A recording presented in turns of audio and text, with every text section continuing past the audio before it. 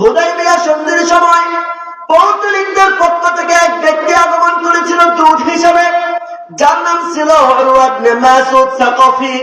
এই উরওয়া ইবনে মাসউদ সাকাফি ছিল মক্কার কুরাইশদের মধ্য থেকে এক পৌত্তলিক মুশরিক মূর্তি পূজক। এই উরওয়া ইবনে মাসউদ সাকাফি সে মক্কার মুশরিক ভাইদের কাছে মুহাম্মদ সাল্লাল্লাহু আলাইহি ওয়াসাল্লামের দরবারে যে বিস্ময়কর দৃশ্য বর্ণনা করে দিয়েছিল তা আজ ইতিহাসের পাতায় স্বর্ণ অক্ষরে লেখা রয়েছে।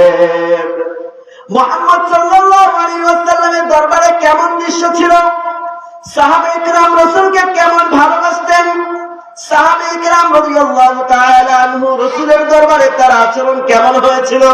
উরওয়া ইবনে মাসউদ সাকাফি সে একদিন তার কুরাইশ ভাইদের কাছে সে বর্ণনা করে, হে আমার কুরাইশ ভাইরা, আমি পৃথিবীর বড় বড় বাদশার দরবারে গিয়েছি, আমি সিরিয়ার বাদশার দরবারে গিয়েছি, রোম সম্রাট পারস্য সম্রাটের বাদশার দরবারে গিয়েছি, আমি সিরিয়ার বড় বড় বাদশার দরবারে গিয়েছি, কিন্তু মুহাম্মদ সাল্লাল্লাহু আলাইহি ওয়াসাল্লামের দরবারে যে বিস্ময়কর দৃশ্য দেখেছি, পৃথিবীর কোন রাজা বাদশার দরবারে এমন দৃষ্টান্ত পাই নাই।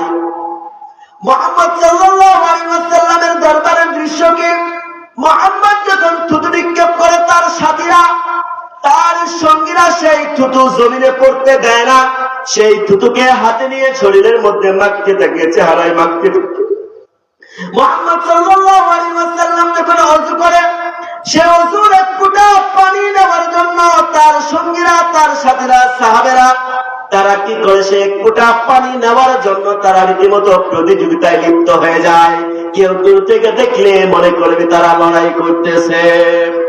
শুধু তাই নয়, মুহাম্মদ সাল্লাল্লাহু আলাইহি ওয়াসাল্লাম তার সাথীদেরকে যদি কোনো নির্দেশ দান করে তারা অক্ষরে অক্ষরে সেই নির্দেশ পালন করার জন্য নিজের জানকে পর্যন্ত বাজি রাখে।